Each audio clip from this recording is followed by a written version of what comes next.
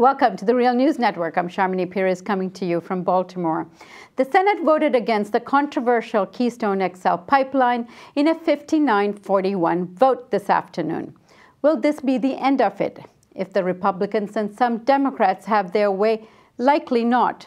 The Keystone XL, if it were built, would carry 830,000 barrels of highly corrosive and polluting tar sands extracted in Alberta, Canada, to refineries on the Gulf Coast in Texas. Now joining us to discuss the decision are two guests. Cherri Foytlin is joining us from Rayne, Louisiana. She is a freelance journalist and photographer and a contributor to bridgethegulfproject.org.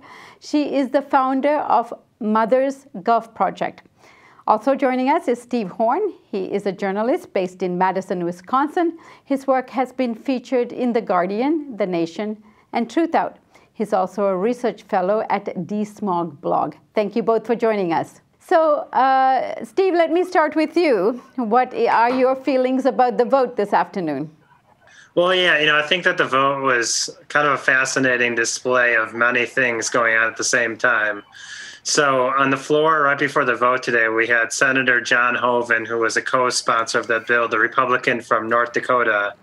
He gets on the floor and actually gave an important lesson that I think a lot of environmentalists need to hear. And that's that he talked about the distinguish between the southern half of the Keystone XL pipeline, the northern half of the Keystone XL pipeline, and the original Keystone pipeline, and showed the whole map.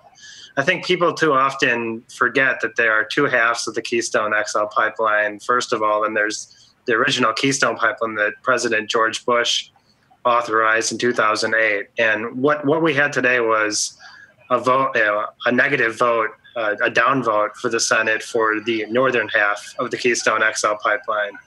But we shouldn't forget that often environmentalists still talk about President Obama's, they use the word climate legacy. And part of his climate legacy is the southern half of the pipeline that goes from Oklahoma down to Texas, that he approved of via an executive order in March 2012 when he was running for president against Mitt Romney. And so it was important that this was voted down today by the Senate, just like it was important that the House voted it up. All this it's an important dialogue about the tar sands and pipelines. But I think that we should not forget that while that's happening, there's also an Enbridge pipeline that President Obama authorized that's a border crossing one. And he did it sort of secretly and didn't go through the entire process the Keystone XL northern half is going through, and that's called the Alberta Clipper. And that one it brings oil through other pipelines down to the Gulf. And so we're talking about still quite a bit of oil that's able to get down to the Gulf through most of what is the Keystone pipeline system that TransCanada owns and Enbridge's system. It's Keystone XL clone, as I've called it. So today was somewhat of a positive moment, but we shouldn't let it cloud the fact that all this other stuff has happened under the watch of both President Bush at the end of his term and now under President Obama in his first term and a half. Cherri, how are you receiving this vote sitting on the Gulf? Well, I totally agree. I mean, there's the Energy East pipeline that they just filed for here last week or the week before. That's going to be a huge pipeline that's heading towards the east side of Canada, and then will be barge shipped down directly to Houston, so directly to the same refineries and the same communities that are going to be impacted with the Keystone pipeline. So whereas I'm thankful that it didn't go through, there's still very much concern for the communities here in the Gulf Coast that are going to be impacted health-wise, ecologically in our area. And Steve, can you tell me what do you think will be the next steps that the Republicans will take? Well, I think that the Republican Party is once again in 2015, as soon as they have what they think is the veto-proof majority in the Senate, we'll see this same exact thing happen where there will be both a House side and a Senate side push to ram through that northern leg of the Keystone XL pipeline. What I fear is that while this happens over the next 2, 3, 4, 5 months, we'll still not have a discussion about what's happening with Enbridge's Keystone XL clone, that, as I've called it in my reporting. But just as importantly, down in the Gulf right now, in the Houston Ship Channel, there is lots of activity around the potential for re-exporting that Canadian tar sands to the global market. And just while this, here's an example. In the past week, we've heard quite a bit about the Keystone XL northern leg of the pipeline. We didn't hear much about the fact that this company named Oil Tanking that's a huge terminal owning company, was bought out by Enterprise Products. Enterprise Products was the first company earlier this year to get a permit to export oil condensate. Not only that, Enterprise Products is also the co-owner 50% basis with Enbridge of the Twin pipeline that runs from Cushing down to the Gulf Coast.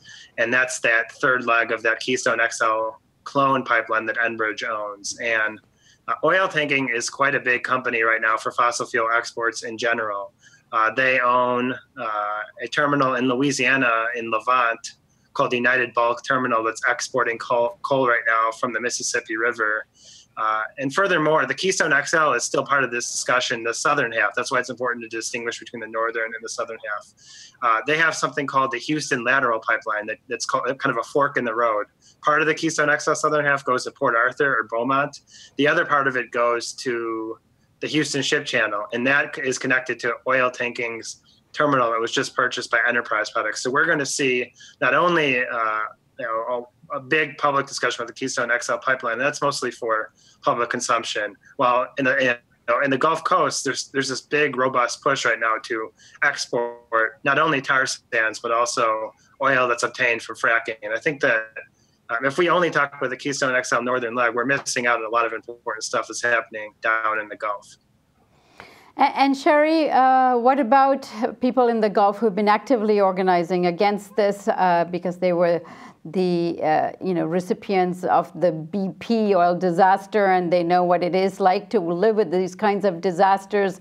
And according to the State Department's report itself, they could expect up to 100 spills from this pipeline alone along the way. Now, how is this report being received, and what do you think will be the next steps for you on the ground there?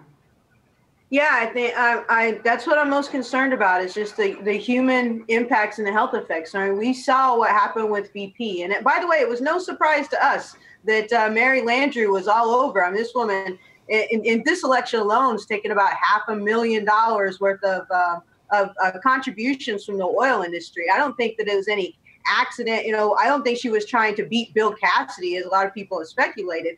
I think she was trying to secure her spot as working for the oil industry after this is all said and done. She's going to be a great lobbyist because she's been lobbying here in the Gulf for quite some time. But my big concern, and the big concern for people here, is that we think it's time to go fight tar sands at the source. We need to shut down tar sands completely. The health effects in Fort Chip, for instance, 30% higher rates of cancer there. And then you get down to the Houston Ship Channel and in Port Arthur, and you're looking at 20 to 50% higher cancer rates. In that way, this carbon intensive, I feel like the tar sands completely needs to be shut down. And whereas we're thankful that, the northern leg didn't go through, because, we're thinking about property rights, and we care about the people up north and the communities that it's going to go through and that potentially may leak. But we're also very much concerned with the effects it's going to happen to refining communities here. Right. Cherri, Steve, both, thank you so much for joining us.